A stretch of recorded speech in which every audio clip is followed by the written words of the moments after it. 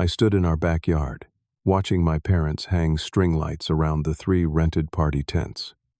Mom directed the catering staff, while Dad adjusted the graduation banner with my sister Amanda's face printed on it. 2 years later, when my own graduation rolled around, they presented me with a takeout pizza. Dad had squeezed congrats in ketchup on the cardboard box. When I just stared at it, he crossed his arms. "Be grateful we even did that much, Sydney." Something inside me finally broke. I silently took a selfie with the pizza, went upstairs to pack a bag, and booked a hotel room. That night, my phone lit up. "Sydney, are you coming home?" Mom asked, her voice suddenly concerned. I sat on the edge of the hotel bed, staring at my phone as it buzzed with the 6th call from my mother. Each time, I let it go to voicemail. I needed space to process what had happened, though if I was being honest with myself, the pizza incident was just the final straw in a lifetime of feeling second best. Growing up as Amanda's older brother had always meant living in her shadow, despite being the one who actually cast it. From elementary school onward, our parents made it clear who the favorite was, though they'd never admit it outright. When I brought home straight, as while working weekends at the local hardware store, my report card earned a pat on the back and a, "That's what we expect from you." When Amanda managed to pull off C+s while doing nothing but scrolling through social media, she got a new phone as a reward for trying so hard. My high school graduation was acknowledged with a dinner at Applebee's, just the 4 of us. Amanda's high school graduation 2 years later brought relatives from 3 different states to our house for a full weekend celebration. I remembered my grandmother asking me quietly during that party, "Didn't you graduate with honors, Sydney?" When I nodded, she frowned slightly before patting my hand and walking away. College followed the same pattern. I cobbled together scholarships, grants, and part-time jobs to pay my own way through a state university. My parents claimed they would help if they could, but never seemed short on funds when it came to Amanda. They paid her full tuition at a private college, plus a monthly allowance for living expenses that seemed to primarily fund her social life. I graduated with honors in electrical engineering. Amanda barely squeaked by with a business degree that, from what I could tell, taught her mainly how to create PowerPoint presentations and network at parties. Yet when I accepted a decent job offer with a tech company in town, my parents asked if I could have aimed higher. Meanwhile, Amanda remained unemployed 6 months after graduation, but was praised for really taking the time to find her passion. And now, the graduation celebrations. For Amanda, tents, catering, decorations, and 30 guests. For me, a cold pizza with ketchup and a father who thought even that much was generous. I was pulled from my thoughts by a text from Thomas, my best friend since 6th grade, who had been at my house earlier and witnessed the pizza incident. "Dude, what they did was messed up. Want to grab a real dinner?" On me. Thomas had always seen the disparity in how my parents treated us. Sometimes I thought he noticed it even more than I did, since I had grown so used to it over the years. Having his validation meant more than he probably realized. I texted back, "Meet you at Carlo's in 30. Finally, I silenced my still buzzing phone and tossed it on the bed. Before leaving, I caught my reflection in the mirror above the hotel desk. I was 23 years old, with a college degree and a good job. I had friends who cared about me. Maybe it was finally time to stop hoping for my parents' approval and start building a life that didn't revolve around their validation. As I reached for my jacket, my phone lit up with a text from Amanda. "Mom and Dad are freaking out because you left. What's your problem this time?" This time, as if I had a history of overreacting, when really, I had a history of swallowing my feelings to keep the peace. I typed back a simple response, "Enjoy your party," and headed out the door. "They really outdid themselves this time," Thomas said, shaking his head as we sat in a corner booth at Carlo's, a local Italian place we had frequented since high school. "A pizza with ketchup? Man, that's not even trying to hide it anymore." I twirled pasta around my fork, grateful for real food and a friend who understood. I think that's what finally got to me. They weren't even pretending anymore. Remember when we were 16 and you won that regional science competition? Your dad just asked if you were going to clean up all the junk from your project that was in the garage. I nodded, the memory still stinging years later. Yeah, and 3 months later, when Amanda made the cheerleading squad, they took out a congratulations ad in the school paper. Thomas leaned forward. So what's your plan now? You can crash at my place if you need to. Thanks. But I think I need some space to figure things out. I've got something to tell you, though. I actually secured a job at Tech Future in Austin. It's a startup with a lot of potential, and the salary is significantly better than my current position. Thomas's eyes widened. That's amazing. When do you start? Wait, have you told your parents? I shook my head. I start in 3 weeks. And no, I haven't told them. I was going to announce it at a graduation dinner I thought they might have planned. Shows what I know. Sydney? I looked up to see Judy Clark, my mother's best friend since college, standing by our table with a takeout bag in hand. Her eyes darted between Thomas and me with obvious discomfort. Hi, Mrs. Clark, I said, forcing politeness despite the awkwardness. How are you? I'm well, thank you. She shifted from foot to foot. I'm surprised to see you here. Aren't you supposed to be at Amanda's graduation party? Thomas coughed into his napkin, trying to hide his reaction. Actually, that was earlier, I said evenly. I'm having my own celebration now. Judy's face flushed slightly. Oh, I didn't realize. Your mother invited me to Amanda's party tomorrow afternoon. I assumed. She trailed off, realizing her mistake. There's no party for me, Mrs. Clark. Just dinner with friends. I gestured toward Thomas. I see. Her discomfort was palpable now. Well, congratulations on your graduation, Sydney. Your mother mentioned you didn't want a big celebration because you're busy with your new job. Very responsible of you. I felt Thomas's foot tap mine under the table in warning, but I couldn't let this slide. I'm sorry. What? Mom told you I didn't want a celebration? Judy's eyes darted to the exit. Yes, she mentioned you preferred something low-key because you're so busy. I should really get going. My food's getting cold. Mrs. Clark, did my parents invite anyone to celebrate my graduation? Her silence was answer enough. It was good seeing you, I said finally, releasing her from the conversation. Congratulations again, she murmured before hurrying away. I stared after her, processing this new information. They're telling people I didn't want a celebration. They're lying to cover their favoritism. Thomas reached across the table and grabbed my wrist. Sid, you know what? Forget them. Your future is looking bright. Let's talk about Austin. New city, new start. My phone buzzed with a text. I expected another message from my mother, but instead saw Amanda's name. Oh my God, Mom and Dad just surprised me with a new car for graduation. Blue convertible, just what I wanted. Best parents ever. She'd attached a photo of herself standing next to a brand new Mazda with our parents smiling proudly beside her. I showed the phone to Thomas, who let out a low whistle. A car? Are you kidding me? You got a pizza with ketchup, and she gets a brand new car?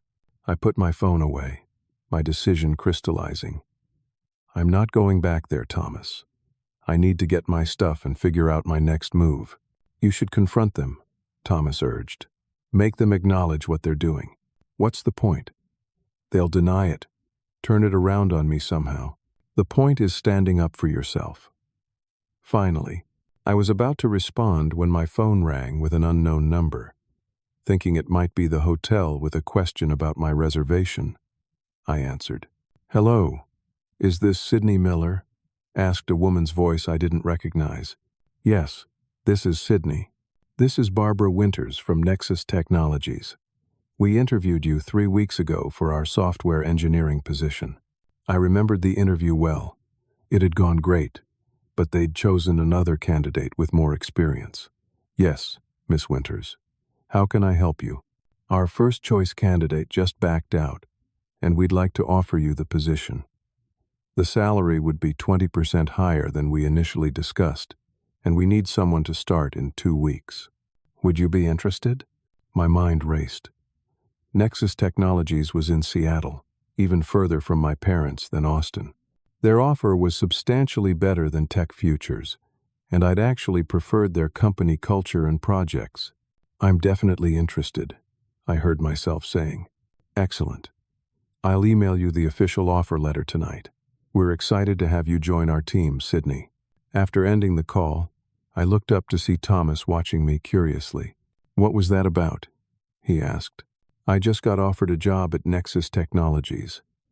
In Seattle. Thomas's eyes widened. Seattle? That's across the country. Exactly, I said, a weight lifting from my shoulders for the first time in years. It's perfect. So you're going? I nodded slowly, then with increasing confidence. Yeah, I am. But first, I need to go back to the house tomorrow and get my things. Will you come with me? I could use the backup. Of course, Thomas said, without hesitation. That's what friends are for.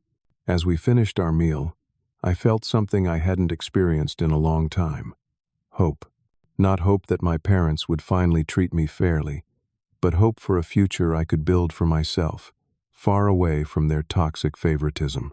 The next morning, Thomas picked me up from the hotel in his battered Jeep. I'd slept surprisingly well, my decision to move to Seattle bringing a strange sense of peace. We pulled into my parents' driveway at 10:30, and I noticed Amanda's new convertible parked prominently in front of the garage, gleaming in the morning Sunday. Ready for this? Thomas asked as we sat in the car. As ready as I'll ever be. The front door opened before we reached it. My mother stood there in her gardening clothes, soil still on her gloves. Her expression wavered between relief and indignation. Sydney, where have you been? We've been worried sick. She tried to hug me, but I stepped back. I stayed at a hotel. I needed some space. She glanced at Thomas, then back at me. Well, come inside. Your father's in the den. The house smelled like fresh flowers and coffee. Decorations from Amanda's party still hung in the foyer and living room. Balloons, streamers, and a large "Congratulations Graduate" banner dominated the space. Your sister's still sleeping, Mom said, leading us toward the kitchen. She was so excited about her car she could hardly sleep. I exchanged a look with Thomas, who raised his eyebrows slightly. Dad appeared in the kitchen doorway, coffee mug in hand. So you decided to come back. His tone made it clear he thought I was overreacting. I'm here to get my things, I said calmly. My mother froze halfway to the coffee pot. What do you mean, get your things? I'm moving out. I've accepted a job in Seattle. Seattle? My mother's voice rose an octave. But you have a job here. What about family? My father snorted. This is about the pizza, isn't it? You embarrassed us by walking out of Amanda's celebration like that. Your sister was upset. It wasn't Amanda's celebration. It was supposed to be mine. My voice remained steady. And yes, the pizza was insulting. But it's not just about that. It's about a lifetime of favoritism. Favoritism? My father's face reddened. We've always treated you and your sister exactly the same. Thomas made a small noise that sounded suspiciously like a suppressed laugh. I'm going to pack my things, I said, unwilling to argue about something so obvious. I'll be out of your hair within an hour. Sydney, wait. My mother grabbed my arm as I turned to leave. You're overreacting. We love you and Amanda equally. Then why did she get a graduation party with tents and catering while I got a takeout pizza? Why did she get a brand new car while I got nothing? Your sister needs more support than you do, my father interjected. You've always been the independent one. Independent by necessity, I countered. Because I learned early that I couldn't count on you two for anything. I headed upstairs to my old bedroom, Thomas following close behind. Once inside, I pulled out the duffel bags from my closet and began emptying my dresser drawers. "Where are all your trophies?" Thomas asked, looking around the sparse room. I frowned. Throughout high school, I'd accumulated several awards for science competitions and academic achievements. They used to sit on my bookshelf. I don't know. They should be on the shelf.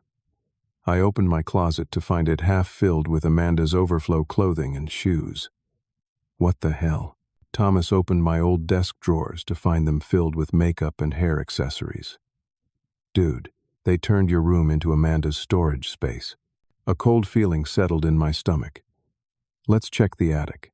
We found the pull-down ladder to the attic in the hallway. I climbed up and flipped on the light switch, revealing the dusty space under the eaves. In the corner sat a cardboard box labeled "Sydney's Stuff" in my mother's handwriting. I dragged it toward the ladder and opened it. Inside were my trophies, certificates, and childhood memorabilia, all haphazardly thrown together. Several of the trophies were broken. The figurines snapped off their bases. "They just threw everything in a box," I said quietly, lifting out a cracked science fair medal. "Sydney, what are you doing in the attic?" My mother called from below. I dropped back down the ladder with the box, looking for my things. The things you packed away to make room for Amanda's extra clothes and makeup. My mother at least had the grace to look embarrassed. We were going to organize everything properly. We just needed the space temporarily. How temporary is temporary? I've been gone at college for 4 years. Before she could answer, the front door opened, and Amanda walked in, wearing sunglasses and carrying a coffee shop bag. She pushed her sunglasses up on her head when she saw me. "Oh, look who decided to grace us with his presence," she said sarcastically. "Thanks for ruining my party by storming out." "It wasn't your party. It was supposed to be my graduation celebration." She rolled her eyes. "Not everything's about you, Sydney. You always have to make a scene." "A scene?" I quietly left, after being presented with a pizza and ketchup while you got tents, catering, and a new car. I deserved it. Do you know how hard college was for me? And it wasn't hard for me? I worked 2 jobs while maintaining a 4-point GPA. You barely passed while having everything handed to you. My father stepped between us. "That's enough, Sydney. You've always been jealous of your sister." I laughed incredulously. "Jealous? Of what?" "The fact that you two have catered to her every whim, while expecting me to fend for myself. We raised you to be self-sufficient," my father countered. "And look how well you turned out. You got that job offer because of the values we instilled in you." "No. I got that job offer despite your lack of support. And speaking of jobs, I've accepted a position at Nexus Technologies in Seattle. I start in 2 weeks." My mother gasped. "Seattle? But that's so far away." "That's the point. You can't just abandon your family," my father said angrily. "We're counting on you to help out." "Help out with what?" He gestured vaguely. "Family responsibilities. Your sister is still finding her footing career-wise. Once you're established, you'll need to pitch in." I stared at him, not understanding. "Pitch in how?" My father's face reddened. "Financially, of course. Family takes care of family. We always assumed once you were settled in your career, you'd help support Amanda until she finds her path. That's why we invested more in her education and celebrations. You were always going to be fine on your own." The room went silent. Thomas shifted uncomfortably beside me. "You expect me to financially support my adult sister because you played favorites?" I asked slowly, making sure I understood. "Don't phrase it like that," my mother interjected. "We just recognized your different strengths. Amanda needs more help, and you're in a position to provide it." "So that was the plan all along? Push me to succeed on my own so I could bankroll Amanda's lifestyle?" "Now you're just being dramatic," my father said dismissively. "All we're saying is that we expect you to do your part for this family." I looked at the broken trophies in the box, then at my parents and sister. For the first time, I saw the situation with complete clarity. They never intended to treat us equally. I was always meant to be the provider, the responsible one, while Amanda was the one who received. "I'm leaving," I said quietly. "Thomas, can you help me grab the rest of my stuff?"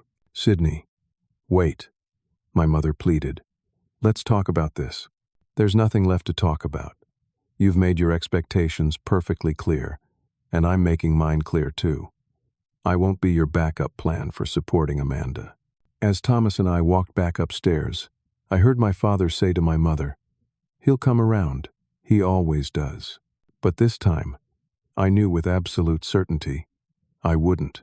After the confrontation at my parents' house, I needed space to think. I asked Thomas to drop me off at Lighthouse Coffee, a quiet cafe near the park where I used to study during high school. The familiar smell of fresh coffee and baked goods brought a strange comfort as I settled into a corner table with my laptop. I opened my email to find the official job offer from Nexus Technologies waiting for me. The salary was even better than Barbara had mentioned on the phone, plus relocation assistance and benefits that far outpaced my current position. I sent a quick acceptance reply, then leaned back in my chair, trying to process everything that had happened in the last 24 hours. My phone buzzed with another text from my mother. "Please, come home. We need to talk about this as a family. You're breaking us apart." I put the phone face down on the table without responding. Their revelation about expecting me to financially support Amanda had clarified everything. All those years of pushing me to succeed while coddling her hadn't been about recognizing our different strengths, as my mother claimed. It had been about grooming me to become Amanda's safety net. "Sydney? Sydney Miller, is that you?" I looked up to see Mrs. Carter, my high school guidance counselor, standing by my table with a surprised smile. Her hair had more gray than I remembered, but her kind eyes were the same. "Mrs. Carter." "Hi," I said, gesturing to the empty chair across from me. "Would you like to join me? Just for a minute. I don't want to interrupt your work." She sat down, setting her coffee cup on the table. "I heard you graduated college recently. Electrical engineering, right? Congratulations." "Thank you." "How did you know my major?" She smiled. "I keep tabs on my students, especially the promising ones. You were always exceptionally bright." For a moment, I felt a warmth I hadn't experienced in a long time. The simple pleasure of being recognized for my accomplishments. "So, what's next for you?" she asked. "I just accepted a job with Nexus Technologies in Seattle. I'm moving in a couple of weeks." "Seattle. That's wonderful. Your parents must be proud." I couldn't help the bitter laugh that escaped. "Not exactly." Mrs. Carter's expression softened. "I see. Still the same situation at home then?" Her question caught me off guard. "What do you mean?" She hesitated before speaking. "Sydney, as a guidance counselor, I noticed certain patterns in families. The way your parents interacted with you versus your sister during conferences, the different expectations they set. I always worried about the pressure they put on you while sheltering her." "You saw it too?" I asked, strangely validated that an outside adult had recognized the dynamic. It was hard to miss, though there wasn't much I could do professionally. Parents have their own parenting styles, and unless there's clear harm, "There was harm," I said quietly, "just not the kind that shows on the outside." Mrs. Carter nodded solemnly. "Emotional wounds often run deeper than physical ones. But Sydney, I want you to know something. What you accomplished in high school, and clearly since then, has been extraordinary, and you did it largely on your own merit. That resilience will serve you well in life." After Mrs. Carter left, I called Thomas. "How are you holding up?" he asked immediately. "Processing." "Did you always see how differently my parents treated us?" There was a pause before Thomas answered. "Yeah, man. Me, Josh from the debate team, even Coach Richards. We all saw it. We just didn't know what to say or how to help." The revelation that others had seen the favoritism all along both validated my experience and raised new questions. If everyone could see it, why had no one ever said anything? Why had I spent so many years doubting my own perceptions? My phone buzzed again, this time with a notification from Instagram. Someone had tagged me in a post. I opened the app to find my mother had shared a post with photos of Amanda with her new car, captioned, "So proud of our daughter Amanda's graduation, and thrilled about our son Sydney's new job offer. Our children are both so accomplished. Number, proud parents. Graduation season, new beginnings." I stared at the screen in disbelief. They were already taking credit for my job offer, spinning a narrative that completely erased their neglect and the reality of our family dynamic. As I was about to close the app, the cafe door opened, and Amanda walked in. She scanned the room until her eyes landed on me, then marched directly to my table. "There you are," she said, dropping into the chair across from me without being invited. "Mom's freaking out because you won't answer her texts." "I need space," I replied evenly. "Space? From what?" "So they gave me a car and you got pizza. Big deal. You've always been their golden child anyway." I looked at her, genuinely confused. Their what? Their golden child. Their perfect son. Sydney the genius. Sydney the responsible one. Sydney who never screws up. Her voice took on a mocking tone. "Do you know what it's like growing up hearing, 'Why can't you be more like your brother all the time?' Amanda, they threw you a massive party and bought you a car for graduating. They gave me a pizza with ketchup on the box. Because they know you don't care about that stuff. You care about achievements and success, and they've always believed in you." Her voice cracked slightly. "They've never believed in me." I sat back, trying to reconcile her version of our childhood with my own. If they believe in me so much, why did Dad just reveal they expect me to financially support you? Amanda's eyes widened. "He said what? That the plan was always for me to help support you once I got established in my career. That's why they invested more in your education and celebrations." "That's not." She trailed off, her face flushing. "I mean, they've mentioned that you would probably be successful enough to help the family, but I didn't think they meant it like that." "How else could they mean it, Amanda?" She bit her lip, suddenly looking younger and more vulnerable than I'd seen her in years. "I don't know. I guess I never thought about it from your perspective." We sat in uncomfortable silence for a moment, before she spoke again, her voice quieter. "You really think they favor me? Amanda, they bought you a car for graduating. They gave me a pizza and told me to be grateful. What would you call it?" She looked down at her hands. "I always thought they were harder on me because they didn't think I was capable of more. Like they'd given up on me having a real career or success. For the first time, I considered that perhaps the favoritism had damaged Amanda too, just in a different way. By never pushing her to achieve or be independent, they'd undermined her confidence in her own abilities." My phone rang, interrupting our conversation. It was my mother again. I silenced it, but before I could put it away, Amanda caught a glimpse of the screen. "Why is she calling you from Dad's phone now?" "What do you mean?" "It's her number." Amanda shook her head. "That's Dad's number. Mom's ends in 47, not 48. I checked the number again and realized she was right. This wasn't my mother calling at all, but my father using her phone to trick me into answering. The deception, though small, felt like the final confirmation of how manipulative they truly were. Just then, my phone pinged with an email notification.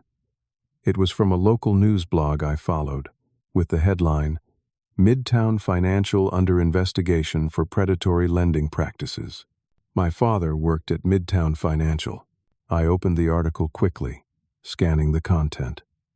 The company was being investigated for targeting vulnerable borrowers with hidden fees and excessive interest rates.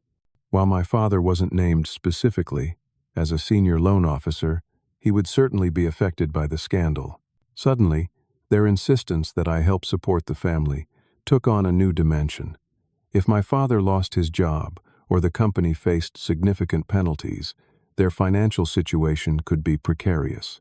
I looked up at Amanda, who was watching me curiously.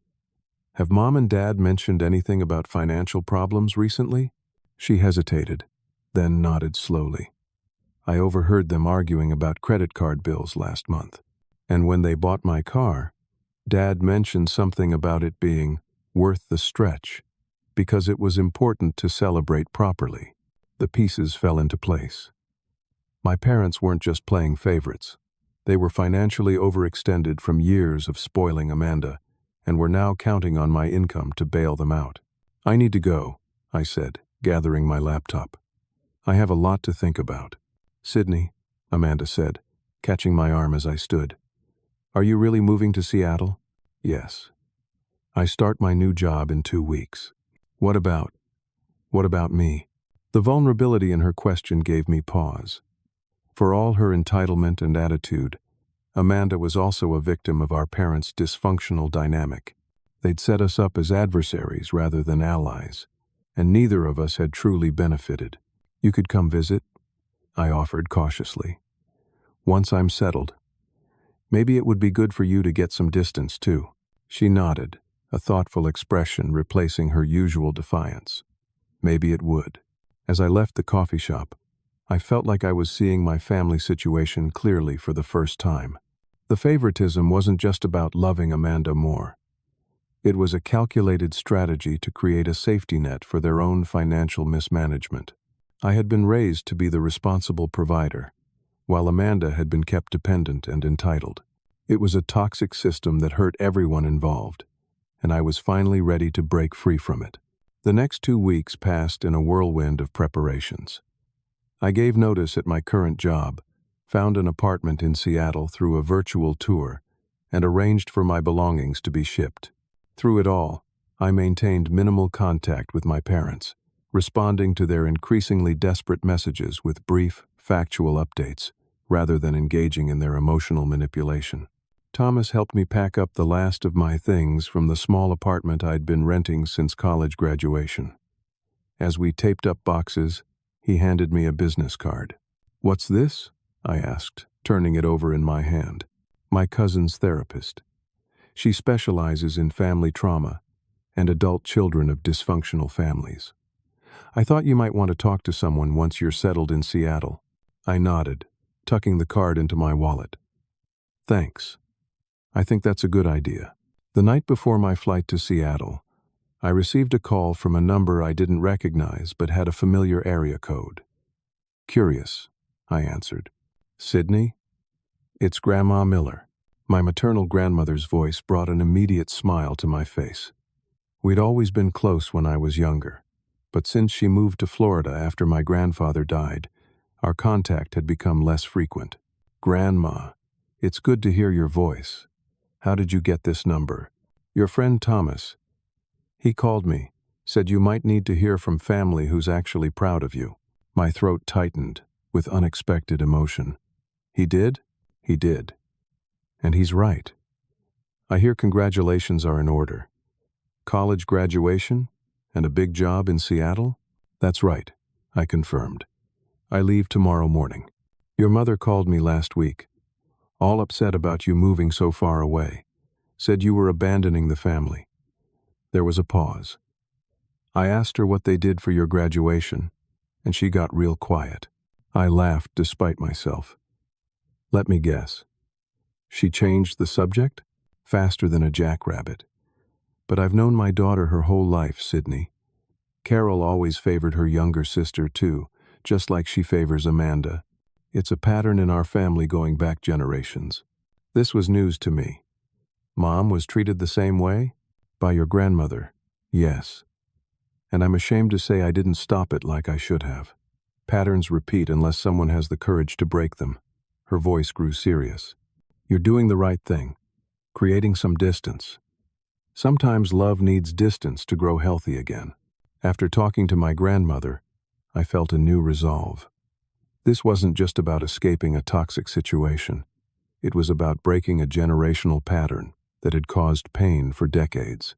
The morning of my departure, as I was loading the last of my luggage into Thomas's car for the ride to the airport, a familiar blue convertible pulled up to the curb. Amanda stepped out, looking uncharacteristically subdued. "I thought you might leave without saying goodbye," she said. approaching cautiously. "My flight's in 3 hours," I replied, closing the trunk. "I need to get going." "I know. I just—" She shifted awkwardly. "I wanted to give you this." She handed me a small wrapped package. "Don't open it until you're in Seattle, okay?" I nodded, surprised by the gesture. "Thanks." And I wanted to say. She took a deep breath. "I'm sorry for not seeing what was happening, for going along with it. I think maybe you're right about Mom and Dad." It wasn't a full acknowledgement of the years of favoritism, but it was more self-awareness than I'd ever heard from my sister before. "Thanks for saying that," I said. "Take care of yourself, Amanda, and think about what I said about visiting." She nodded, then surprised me with a quick hug before returning to her car. As she drove away, Thomas nudged my shoulder. "Ready to start your new life?"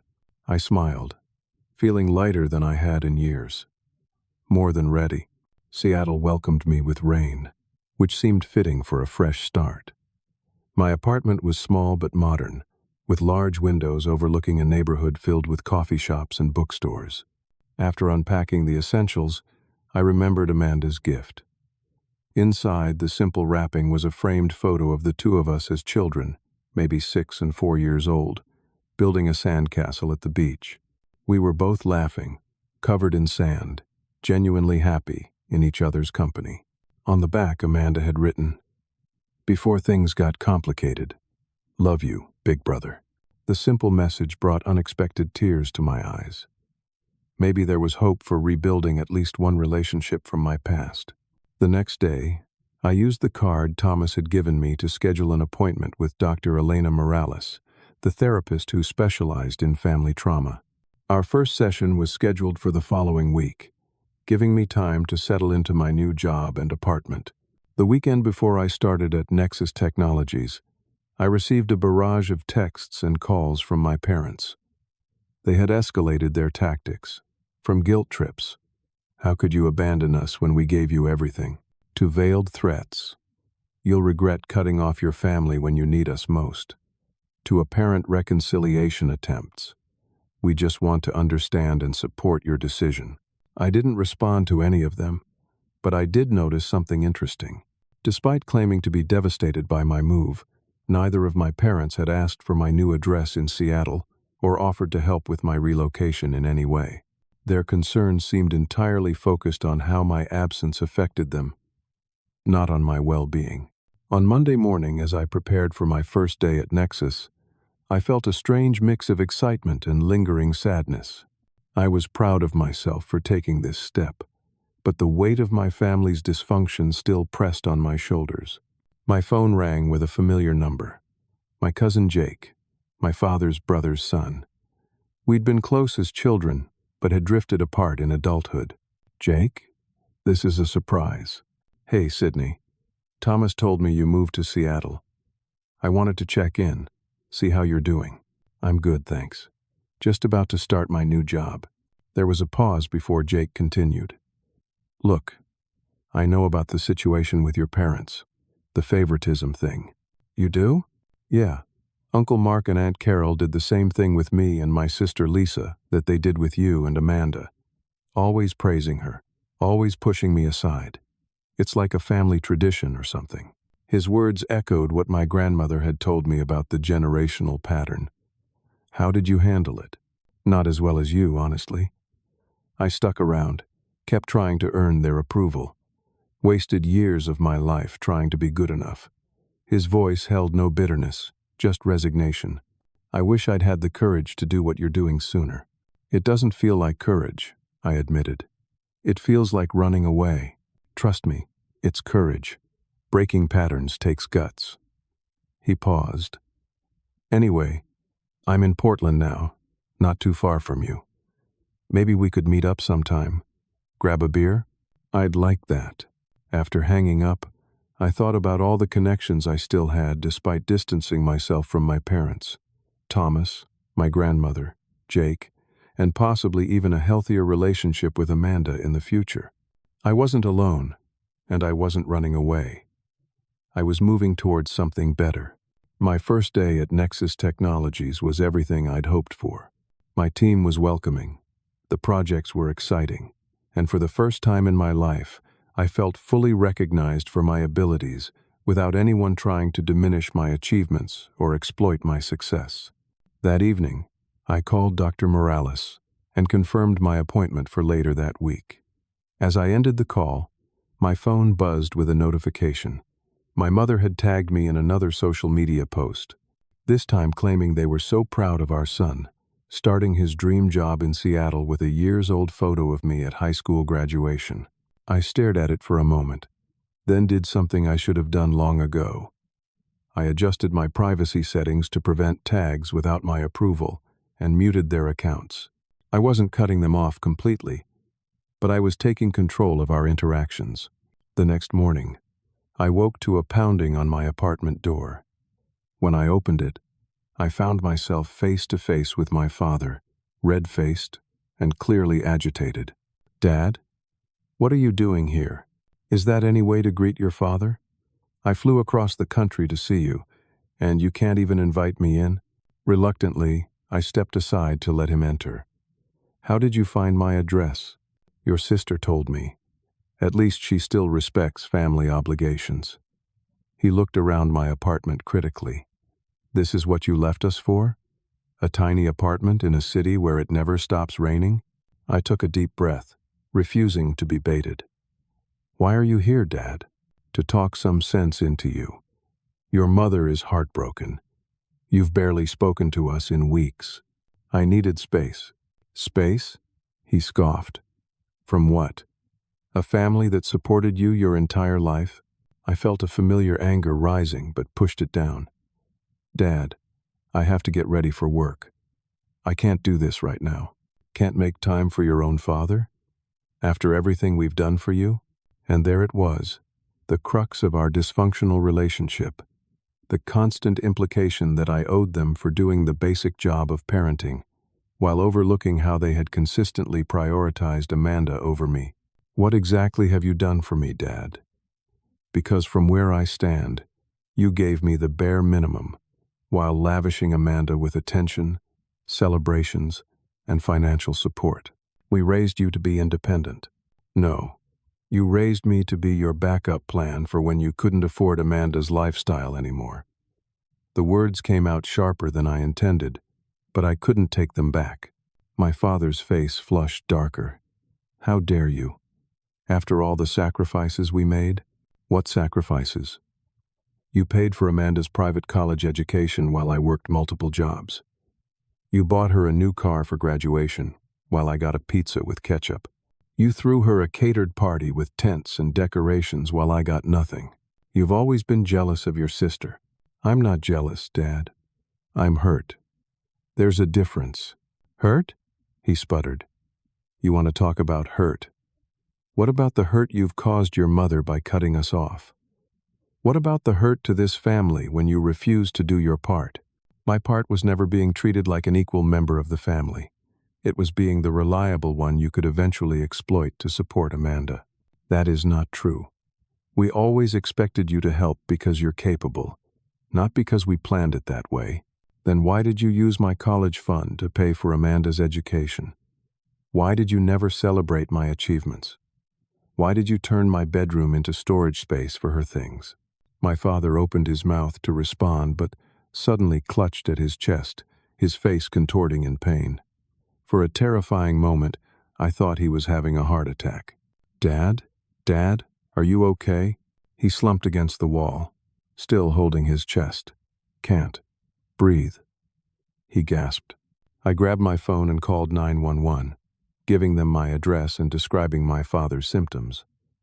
The dispatcher assured me an ambulance was on the way and instructed me to help my father lie down.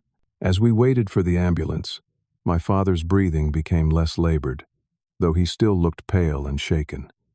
The paramedics arrived within minutes and examined him thoroughly. "Looks like an anxiety attack, not a heart attack," one of them concluded after checking his vitals. "But given his age and the symptoms, we should take him to the hospital for observation." I followed the ambulance to Seattle General Hospital, calling my mother on the way to let her know what had happened. Her panic was immediate and overwhelming. A heart attack? Oh my God, is he going to be okay? I knew this would happen. The stress you've caused him by moving away. I'm booking a flight right now. I bit back my frustration at her immediately blaming me. The paramedics think it's an anxiety attack, not a heart attack. But they're taking him to the hospital to be sure. So for.com, somlanet. By the time I arrived at the hospital, my father had been admitted for observation, and the doctors confirmed it was indeed a severe anxiety attack, not a cardiac event. Relief washed over me, though the tension between us remained. As I sat in the hard plastic chair beside his hospital bed, watching him sleep, I realized that despite everything, I didn't wish him harm. I was angry at my parents, hurt by their treatment, but I didn't want to lose them completely. I just needed them to see me, to acknowledge the favoritism, and to respect the boundaries I was establishing. The doctor recommended my father stay overnight for observation, so I left to go to work, promising to return that evening. As I was leaving the hospital, my phone rang with my mother's number. "Sydney? I'm at the airport. My flight leaves in an hour. How's your father?"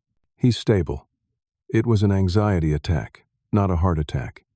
They're keeping him overnight for observation." "Thank goodness," she breathed. "This whole situation with you moving away has been so hard on him, on both of us." I bit my tongue, holding back the retort that immediately came to mind. This wasn't the time for that conversation. "I'll text you the hospital address. I have to go to work, but I'll be back this evening." "Work? Your father is in the hospital, and you're going to work?" "The doctors say he's fine, Mom. He's sleeping. There's nothing I can do right now." She made a disapproving sound, but didn't argue further. "I'll see you at the hospital then." That evening, when I returned to the hospital, I found my mother sitting by my father's bedside. She rushed to hug me as soon as I entered, her eyes red from crying. "Sydney, thank God you're here. Your father's been asking for you." My father looked smaller somehow in the hospital bed, more vulnerable than I'd ever seen him. "Sydney," he said, his voice raspy, "we need to talk." I pulled up a chair, bracing myself for another confrontation, but his next words surprised me. "Your mother and I have been talking. I think maybe we haven't always been fair to you." It wasn't a full acknowledgement of the favoritism, but coming from my father, it was unprecedented. I glanced at my mother, who looked down at her hands. "It's true," she said quietly. "When your father had his episode this morning, it made me think about what would happen if I lost him. And then I realized I might lose you too, Sydney.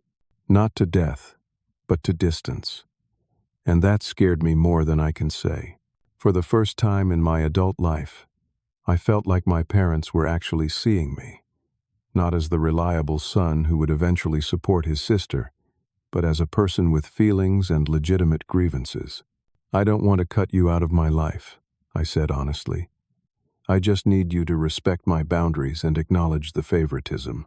My father started to protest, but my mother placed a hand on his arm. "Mark, we need to listen. Really listen." She turned to me. "I'm ready to hear what you have to say, Sydney." And for the first time, I felt like maybe, just maybe, there was hope for healing the broken relationships in our family. My father was discharged from the hospital the next morning, with instructions to follow up with his primary care physician and consider stress management techniques. The doctors confirmed it had been an anxiety attack, likely triggered by stress and the confrontation in my apartment. My mother had booked a hotel room nearby, and my father would be staying with her until they returned home in a few days. I arranged to meet them for dinner that evening, feeling a mix of hope and apprehension about continuing our conversation.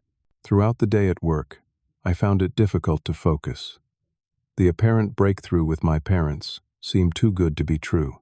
Had my father's health scare really prompted them to recognize their favoritism, or was this just another manipulation tactic to bring me back into the fold? I arrived at the restaurant 15 minutes early, giving me time to gather my thoughts. To my surprise, my parents were already there, seated in a quiet corner booth. "You're early," I said as I slid into the seat across from them. "We wanted to make sure we got a quiet table," my mother explained. For our talk, the waiter came to take our drink orders, providing a momentary reprieve from the tension. Once he left, my father cleared his throat. "Sydney, your mother and I have been doing a lot of thinking since yesterday, and I want to start by saying, I'm sorry." I waited, not entirely convinced of his sincerity. "I realize now that we did treat you and Amanda differently. We told ourselves it was because you were more capable, more independent. But the truth is, we put too much pressure on you and not enough on her." My mother nodded in agreement. "When you were born, you were so self-sufficient, even as a baby. You rarely cried. You hit all your milestones early. Amanda was more demanding, more emotional. We fell into a pattern of giving her more attention because she seemed to need it more. But that doesn't make it fair," I pointed out. "No, it doesn't," my father acknowledged. "And over time, it became something else. We started to see you as the responsible one who would always be okay, and Amanda as the one who needed protection and support. And financial backing," I added. My father had the grace to look ashamed. "Yes. I shouldn't have said what I did about expecting you to support Amanda. That wasn't fair." The waiter returned with our drinks and took our food orders. When he left again, my mother reached across the table for my hand. "Sydney, there's something else you should know. Something that might help explain, though not excuse, some of our behavior." She glanced at my father, who nodded for her to continue. "Your father grew up in a family where his older brother was clearly the favorite. Your Uncle James got everything, while your father was expected to work hard and make his own way. It created a terrible rift between them that never healed. When we had you and Amanda, I think your father unconsciously recreated that dynamic, but with the genders reversed." My father stared into his water glass. I didn't realize I was doing it. Not consciously. But when your mother pointed it out last night, I couldn't deny the pattern. It was strange to hear them acknowledge the favoritism so openly after years of denial. Part of me wanted to revel in the vindication, while another part remained skeptical of their sudden self-awareness. "I appreciate the apology," I said carefully. "But this pattern has been going on for more than 20 years.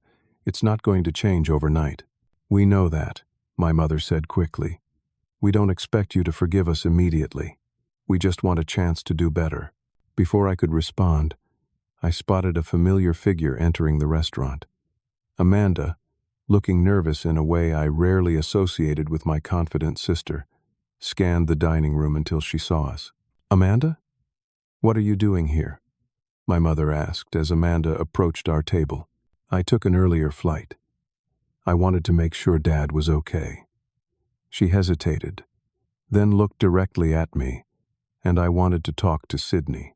The waiter brought an extra chair, and Amanda joined our uncomfortable family dinner.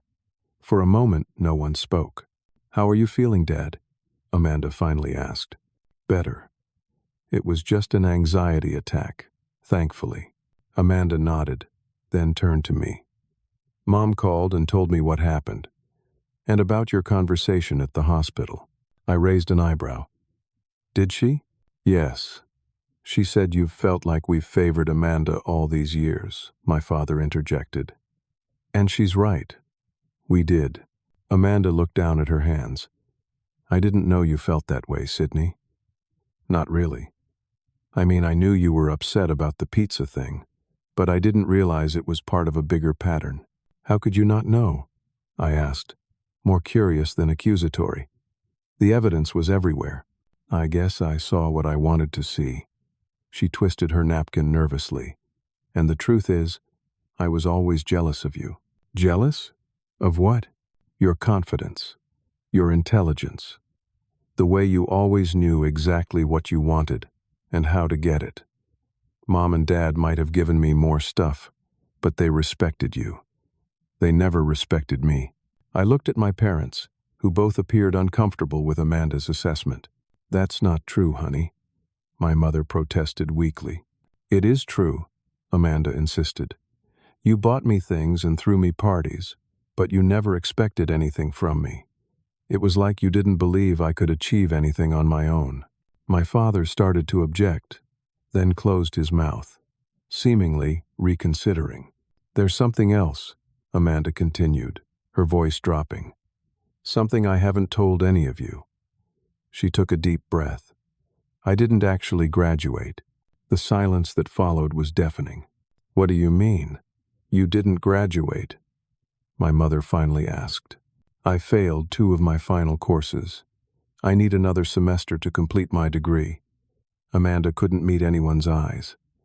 "I was too embarrassed to tell you, so I just pretended.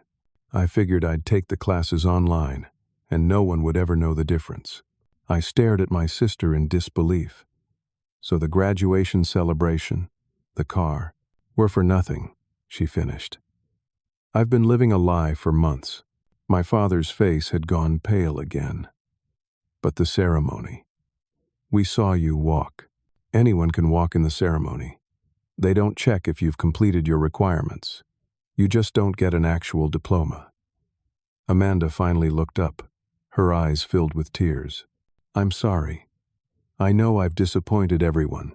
The revelation of Amanda's failed graduation cast our family dynamic in an entirely new light. The elaborate celebration and car hadn't just been unfair compared to my pizza with ketchup. They had been based on a complete falsehood. "Why didn't you tell us you were struggling?" my mother asked, her voice gentle despite the shock. Amanda shrugged helplessly. "Because Sydney never struggled. He always succeeded at everything. I felt like a failure in comparison." "That's not true," I said automatically. "I struggled plenty. I just didn't show it." "Because you couldn't," Amanda replied. "They needed you to be the perfect one." The insight from my sister surprised me. She had seen the pressure our parents put on me, even while benefiting from their favoritism. "I think," my father said slowly, "that we've done a disservice to both of you, in different ways, but equally damaging." For once, I found myself in complete agreement with him. Our food arrived, providing another brief respite from the intensity of our conversation. We ate in relative silence, each processing the revelations of the evening. Finally, my mother spoke again. "Sydney, I know we can't undo the past, but we want to try to do better moving forward. What do you need from us?" The question caught me off guard. No one in my family had ever asked what I needed before. "I need you to respect my boundaries," I said after a moment of thought. "I've built a life here in Seattle, and I'm not coming back to be Amanda's safety net or to fix the family's problems." "That's fair," my father acknowledged. "I also need you to acknowledge the favoritism every time it happens, not just in this moment of crisis. It's a pattern that won't change unless you actively work to change it." My mother nodded. "We can do that." "What else?" "Therapy," I said firmly. "For all of us. Individually and maybe eventually as a family. This isn't something we can fix with one dinner conversation." To my surprise, no one objected. "I've already started seeing someone," Amanda admitted. "After you left, I realized I needed help sorting through my feelings about everything." My father looked less enthusiastic but nodded his agreement. "If that's what it takes to heal this family, I'll do it. And one more thing," I added. "I need honesty. No more pretending everything is fine when it isn't. No more keeping secrets or manipulating each other." "Agreed," my mother said, and the others nodded. As we finished our meal, I felt cautiously optimistic. The conversation hadn't solved all our problems, but it had opened a door that had been firmly closed for decades. For the first time, we had acknowledged the dysfunction in our family dynamic and taken the first steps toward healing. Before we parted ways for the evening, Amanda pulled me aside. "I meant what I said before you left, about visiting you here in Seattle. I think I need to get some distance from Mom and Dad too. Figure out who I am outside of their expectations. Or lack of expectations," I added gently. She smiled ruefully. "Exactly. Do you think?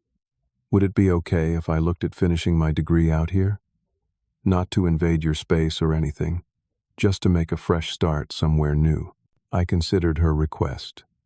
A few weeks ago, I would have immediately rejected the idea, seeing it as another example of Amanda following me and potentially bringing our family's dysfunction into my new life.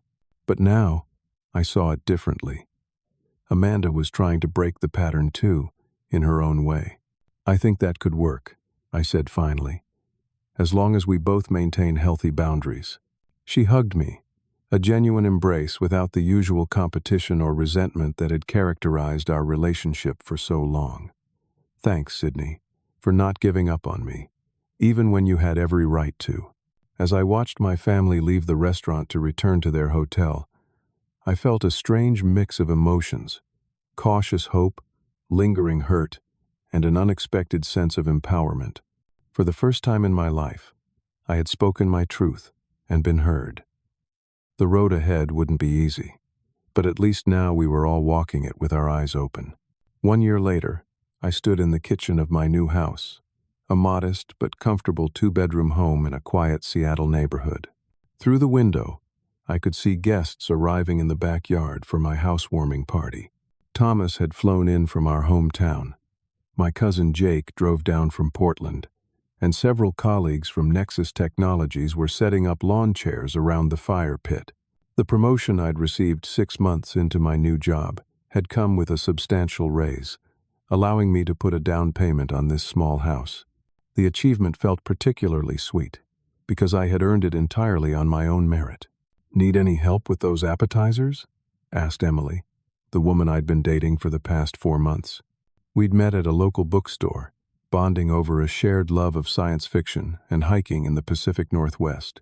"I think I've got it covered," I said, smiling as she swiped a stuffed mushroom from the tray. "Your parents just pulled up," she informed me, after glancing out the window, "and Amanda's car is right behind them." I took a deep breath, reminding myself how far we'd all come in the past year. After our breakthrough dinner in Seattle, my parents had returned home with a new awareness of our family's dysfunction. True to their word, they had both started therapy, individually at first and then together as a couple. The changes hadn't happened overnight, and there had been plenty of backsliding along the way. Old habits died hard, especially ones that had been reinforced for decades. But the important difference was that now, when favoritism occurred, it was acknowledged and addressed rather than denied. Amanda had indeed moved to Seattle, though not immediately. She had returned home, completed her remaining courses to earn her degree legitimately, and then applied to a master's program at the University of Washington. She now lived in an apartment about 20 minutes from my house and was thriving in her graduate studies, discovering a genuine passion for environmental policy that our parents had never encouraged. The most significant change had been in our family's financial dynamics. My father had faced a reckoning at work when Midtown Financial's predatory lending practices came under scrutiny. He hadn't lost his job, but the company had undergone major restructuring, and his income had been significantly reduced.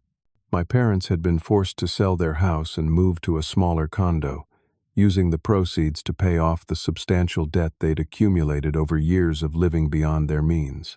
The hardest part for them had been giving up the fantasy that I would eventually support Amanda or bail them out of their financial troubles. I had made it clear that while I would be there for my family emotionally, I would not enable financial irresponsibility. It had been a difficult boundary to maintain, especially when my mother called in tears after they sold the house, but it had ultimately been the healthiest choice for everyone.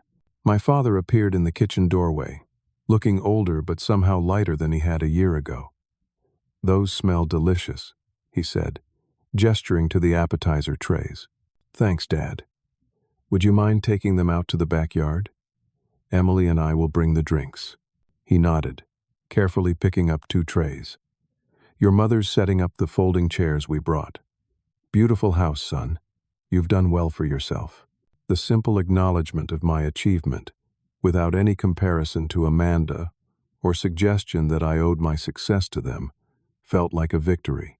As the party got underway, I found myself standing by the fire pit with Thomas, watching my family interact with my new friends. Would you look at that? Thomas marveled. Your dad is actually having a normal conversation with your boss without trying to take credit for your work. I chuckled. Progress, right? Seriously, though, Thomas said, his tone growing more earnest. I'm proud of you, Sydney. Not just for the career success and the new house, but for how you've handled everything with your family. You broke a cycle that could have continued for generations. I had help, I reminded him. You, Jake, my therapist, Dr. Morales. I couldn't have done it alone. Maybe not. But you were the one who had the courage to set boundaries and stick to them. Across the yard, I saw my mother talking animatedly with Emily, showing uncharacteristic interest in someone else's life, rather than dominating the conversation with stories about herself or Amanda. Nearby, Amanda was deep in discussion with one of my colleagues from the engineering department, her confidence no longer the brittle, defensive kind that came from our parents' favoritism, but something more genuine that she had built for herself. My grandmother had arrived that morning from Florida, insisting on staying in a hotel, despite my offer of the guest room. She now sat in a chair of honor near the fire pit, holding court with some of my neighbors. When she caught my eye, she gave me a wink and a thumbs up. As evening fell and the party continued, my father clinked his glass for attention. My stomach tightened instinctively, old fears of public embarrassment or inappropriate comments rising to the surface. I'd like to make a toast, he announced when everyone had quieted. To Sydney, who not only has a beautiful new home but received a well-deserved promotion last month that none of us have mentioned yet because he's too modest to bring it up himself. Surprised murmurs and congratulations rippled through the gathering. I had indeed been promoted to team lead, but hadn't told many people yet, including my parents. Amanda must have mentioned it to them. Sydney has always been exceptional, my father continued, his voice growing more serious. And I haven't always been the father he deserved, but I'm learning. And I'm grateful for the second chance to be part of his life. To Sydney and new beginnings. Everyone raised their glasses, and I felt Emily's hand slip into mine, giving it a gentle squeeze of support. After the toast, as conversations resumed around the yard, my father approached me privately. I meant what I said, he told me, his voice low. I'm proud of you, Sydney. Not because of what you've accomplished, though that's impressive, but because of who you are. You're a better man than I was at your age. Better than I am now, if I'm being honest. You're trying, Dad. That's what matters. He nodded, his eyes suspiciously bright. When you left a year ago, I was furious. Thought you were being selfish and ungrateful. It took me too long to realize that you were actually being brave. Braver than I've ever been. Before I could respond, he cleared his throat and changed the subject, still uncomfortable with extended emotional conversations. That fire pit is a nice touch. Did you install it yourself? I let him retreat to safer conversational ground, recognizing that healing happened in small steps, not dramatic transformations. Later that evening, as the party wound down, I found myself sitting alone by the fire with Amanda. Most of the guests had left, including our parents, who had returned to their hotel with a promise to meet for brunch the following day. Can you believe how far we've come in a year? Amanda mused, staring into the flames.